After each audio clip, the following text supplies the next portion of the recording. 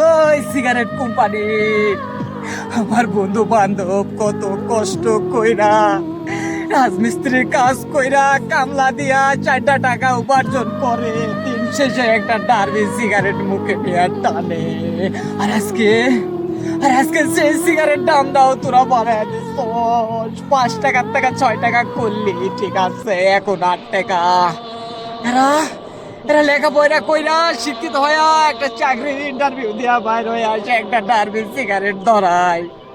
এরা বেকার বাপের পকেটের টাকা টাকা চুরি করে 10টা টাকা চুরি করে আনা একটা সিগারেট কিনে আর 2টা সেন্টার ফুড খায়। তোরা তোরা সেটাও রাখলি না, দাম বাড়ায় দিল। তোদের তোদের কুচি কুচি করে কাইটা এই পদ্মা নদীর মাঝে ভাসাইয়া দেবো। তুই জানোস না সিগারেটের দাম বাড়ায় কি ভুল করতো। আর আমার একটু বন্ধু বান্ধব গুল্লিপ খাইতো 13 টাকার গুল্লিপ, এখন তোরা 15 টাকা লাগাইছস।